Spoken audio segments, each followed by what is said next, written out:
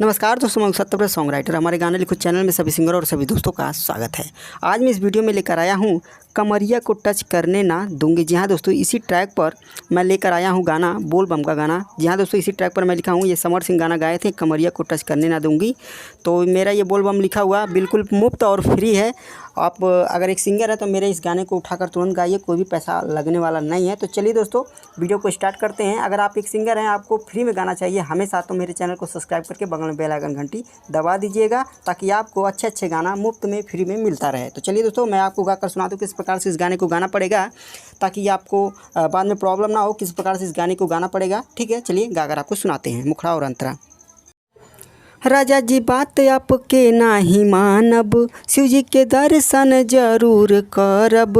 राजा जी बात आपके नाही मानब, शिव जी के दर्शन जरूर करब। गेरुआ साड़ी कांवर किन लिहले बानी, देवघर जाए तैयारी कैली हले बानी। देवघर जाए तैयारी कैली हले बानी। देवघर जाए तैयारी कैली हले बानी। पैदल जितना दूर चल पड़ी चलब, दुखवाया दर्द से हम नहीं डरब।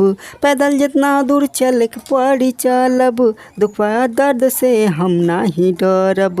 पैसा इकट्ठा हम कैली हले बानी, देवघर जाए तैयारी कैली हले बानी। देवघर जाए तैयारी कैली हले बानी। देवघर जाए तैयारी कैली हले बानी। शिव जी हउए बड़ा दयावान हो, भक्त के बिगड़ल पूरा करेले काम हो। शिव जी हउए बड़ा दयावान हो, भक्त के बिगड़ल पूरा करेले काम हो। सत्य व्रत सैया सच कहतानी, देवघर जाए तैयारी कैली हले बानी। देवघर जाए तैयारी कैली हले बानी। देवघर जाए तैयारी कैली हले बानी। दोस्तों, मैंने आपको मुखड़ा और अंतरा गाकर सुनाया। मेरा ये लिखा हुआ भोजपुरी में बोल बम का गाना आपको कैसा लगा कमेंट करके ज़रूर बताइएगा। ये मेरा गाना लिखा हुआ मुफ्त है, आप तुरंत मेरे इस गाने को उठाकर गाइए। ठीक है, तो दोस्तों आज के लिए इतना ही। आपको मेरा ये वीडियो देखने के लिए बहुत बहुत धन्यवाद।